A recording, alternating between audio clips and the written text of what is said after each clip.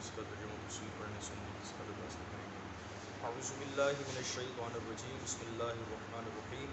یا ایہا الذین آمنوا لا تتبعوا خطوات الشیطان ومن یتبع خطوات الشیطان فإنہ یأمر بالفحشاء والمنکر ولولا فضل اللہ علیکم ورحمتہ ما زکا منکم من احد ابدا ولکن اللہ یزکی من یشاء واللہ سمیع علیم۔ ترجمہ کنز العرفان، اور اے ایمان والو، شیطان کے قدموں کی پیروی نہ کرو، اور جو شیطان کے قدموں کی پیروی کرتا ہے تو بے شک شیطان بے حیائی اور بری بات ہی کا حکم دے گا، اور اگر اللہ کا فضل اور اس کی رحمت تم پر نہ ہوتی تو تم میں سے کوئی بھی شخص کبھی پاکیزہ نہ ہوتا۔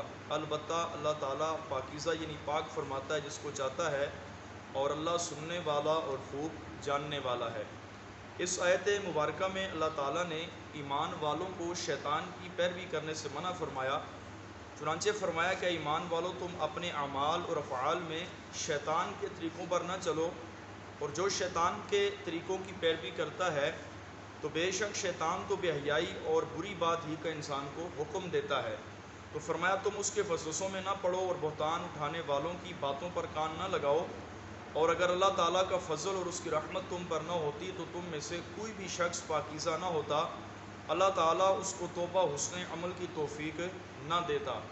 تو یہ آیہ مبارکہ بھی حضرت عائشہ صدیقہ طیبہ طاہرہ رضی اللہ تعالیٰ عنہ کے بارے میں ہے۔ ارشاد فرمایا کہ یہ منافقین جو ایمان والوں کو حضرت عائشہ صدیقہ طیبہ طاہرہ کے بارے میں وسوسے دیتے ہیں، تو فرمایا کہ شیطان نے ان لوگوں کو بہکا دیا، تو فرمایا اب ایمان والو شیطان کے طریقے پر نہ چلو اور اس کے وسوسوں میں نہ پڑو، ورنہ تم بھی جو ہے بہتان اٹھانے والوں میں سے ہو جاؤ گے۔ اس آیہ مبارکہ سے معلوم ہوا کہ حضرت عائشہ صدیقہ طیبہ طاہرہ کی عظمت کا منکر شیطان کا پیروکار ہے، بے حیا ہے، بدکار ہے۔ اس سے بڑا بے حیا کون ہوگا کہ جو خود اپنی ماں پر تہمت لگائے، کیونکہ قرآن کریم فرقان مجید نے نبی پاک علیہ الصلوۃ والسلام کی ازواج مطہرات کو ایمان والوں کی مائیں کہا ہے۔ فرمایا النبی اولا بالمؤمنین من انفسہم وازواجہ امہاتہم، فرمایا یہ نبی مومنین کی جانوں سے بھی زیادہ قریب ہیں، اور فرمایا کہ میرے محبوب علیہ الصلوۃ والسلام کی بیویاں مومنین کی مائیں ہیں۔ تو فرمایا وہ شخص بڑا بے حیا ہے کہ جو حضرت عائشہ صدیقہ طیبہ طاہرہ رضی اللہ تعالی عنہا کو اپنی ماں بھی قرآن کی روح سے تسلیم کرے اور پھر آپ جناب کی بارگاہ کے اندر تہمت بھی لگائے۔ مزید اس آیت مبارکہ سے تین امور معلوم ہوئے۔ وہ تمام طریقے شیطان کے ہیں جن پر بے حیائی اور بری بات ہونے کا اطلاق ہوتا ہے، جیسے زنا کی تہمت لگانا، کسی کو گالی دینا، جھوٹ بولنا، لوگوں کے عیبوں کی بغیر شرعی ضرورت کے جو ہے چھان بین وغیرہ کرنا۔ اسی طرح گناہ کی گندگیوں سے پاک کرنے کا معاملہ اللہ تعالیٰ کے سپرد ہے، کیونکہ اللہ تبارک و تعالیٰ ہی اپنے فضل و کرم سے بندے کو عبادات اور اس کے اسباب کی توفیق دیتا ہے اور گناہوں سے محفوظ فرماتا ہے۔ تو اللہ تبارک و تعالیٰ نے فرمایا کہ اگر تم لوگوں پر اللہ تعالیٰ کا فضل اس کی رحمت نہ ہوتی تو فرمایا تم میں سے کوئی بھی شیطان کے ہیلوں اور بانوں سے نہ بچ پاتا۔ تو اگر انسان گناہ سے بچتا ہے، اس کو نیکی کی توفیق ملتی ہے، تو یہ اس کے اوپر اللہ تبارک و تعالیٰ کے ایک فضل عظیم ہے۔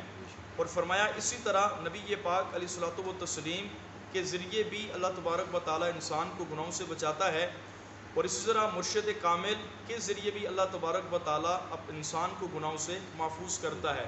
جو پیر کامل ہوتا ہے یہ اپنے مرید کی وقتاً فوقتاً اصلاح فرماتا رہتا ہے، تو انسان اپنے مرشد کامل کے ذریعے بھی جو ہے وہ گناہوں سے بچتا رہتا ہے۔